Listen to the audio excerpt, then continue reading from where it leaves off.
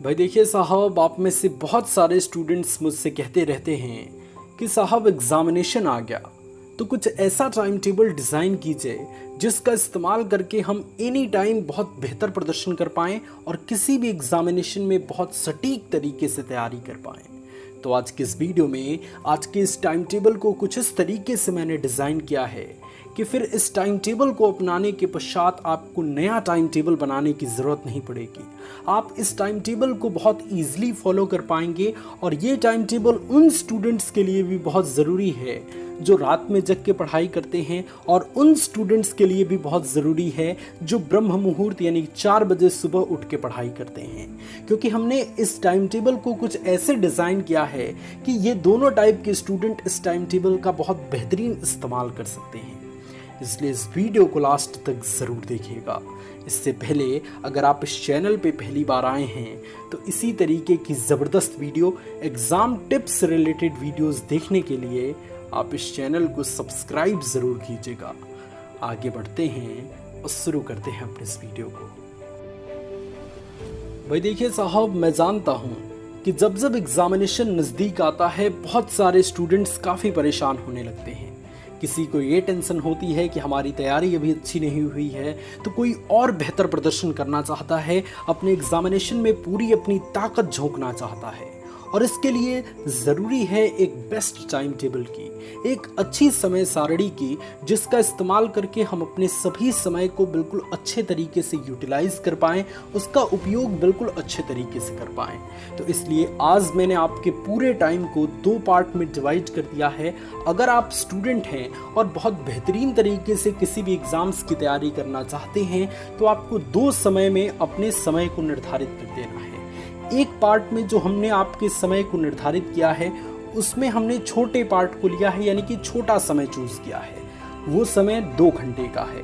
और दूसरे पार्ट में हमने समय का बड़ा हिस्सा चूज किया है, यानी 6 घंटे का समय हमने लिया है।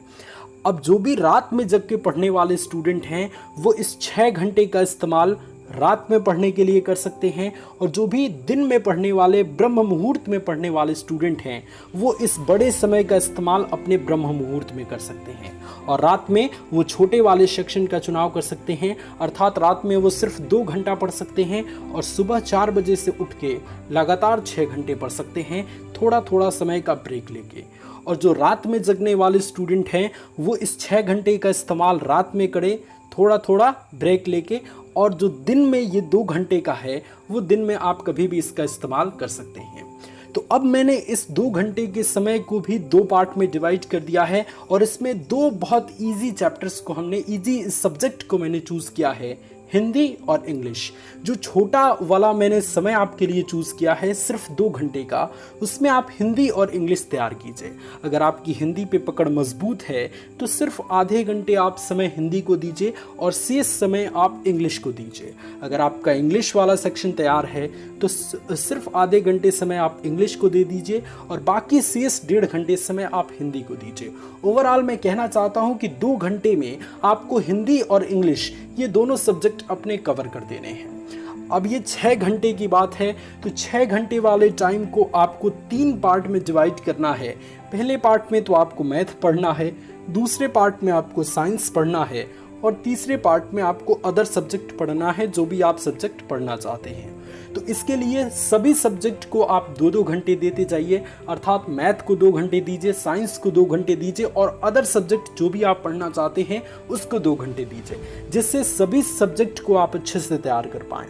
और अगर आपकी तैयारी मैथ में अच्छी है तो थोड़ा कम ही समय मैथ को दें और उस समय को आप किसी दूसरे सब्जेक्ट को दें, ऐसे सब्जेक्ट को दें जिनमें आपकी तैयारी अच्छी नहीं है। तो ओवरऑल मैंने इसको बहुत अच्छे से डिज़ाइन किया है। अगर आप सुबह जग के पढ़ने वाले स्टूडेंट हैं तो ये 6 घंटे की जो टाइमिंग है वो आप सुबह से इस्तेमाल कीजिए, जैसे 4 से 5, 5 से 6, 6 से 7, 7 से 8, 8 से 9, इस तरीके से। और अगर आप रात में जग के पढ़ने वाले स्टूडेंट हैं तो इस तरीके से 6 से 7, 7 से 8, फिर 10 से 11, 11 से 12, 12 से 1, 1 से 2, इस तरीके से आप इसका इस्तेमाल कर सकते हैं। इसके अलावा जो दिन भर में आपके पास समय बचता है उसमें आप स्वतंत्र हैं, उसमें आपको कोई अपने ऊपर बाउंडेशन नहीं लगाना कि इसमें आपको क्या पढ़ना है। इसमें आपको जो मन करे वो पढ़ सकते हैं, जब रिवीजन करने का मन करे तब रिवीजन कर सकते हैं। क्योंकि अगर माइंड को ज़्यादा काम करने के लिए आप कहते हैं ना, तो फिर वो पूरा नहीं होता और लास्ट में आप किसी भी टाइम टेबल को इस तरीके से भुला देते हैं और इसका इस्तेमाल रोज़ नहीं कर पाते। इसलिए मेंटली प्रेशर ज़्यादा नहीं देना है, आपको बस इसी टाइम टेबल को इस्तेमाल कर लेना है। और बाकी आप अपने आप को समझाइए कि दिन भर मैं फ्री हूँ, दिन भर में मैं कुछ भी कर सकता हूँ, कुछ भी सब्जेक्ट को रिवीजन कर सकता हूँ और इसके पहले जो भी चीज़ मैंने पढ़ रखा है उसको मैं रिवीजन करते रहूँगा। और अपने पूरे सप्ताह में संडे के दिन एक बेहतरीन टेस्ट के लिए आयोजन कीजिए, एक ज़बरदस्त महा मैराथन की क्लास लीजिए, महा रिवीजन की क्लास लीजिए और संडे के दिन टोटल चीज़ें रिवाइज कर दीजिए। जो आपने पीछे पढ़ रखा है उसको एक एक पेज पलट के भी रिवाइज कर दीजिए, लेकिन रिवाइज कर दीजिए। क्योंकि रिवीजन एक ऐसा अस्त्र है ना दोस्त, जो आपको बहुत ऊंचाइयों तक लेके जाएगा और इसका काट किसी के पास नहीं है। इसलिए रिवीजन जितना करेंगे आपका नंबर उतना ही बेहतरीन आएगा। मुझे उम्मीद है कि मैं अपनी बातों को आप सभी तक बिल्कुल ज़बरदस्त तरीके से रख पाया हूँ। अगर आपको हमारी बातें पसंद आईं, ये वीडियो अच्छा लगा और इसी तरीके की स्मार्ट स्टडी टिप्स से रिलेटेड वीडियोस देखना चाहते हैं तो बिल्कुल अभी इसी वक्त सब्सक्राइब कीजिए हमारा चैनल मोटिवेशन वाले भैया और लेटेस्ट वीडियोस के लिए बेल आइकन को ज़रूर ऑन कीजिएगा।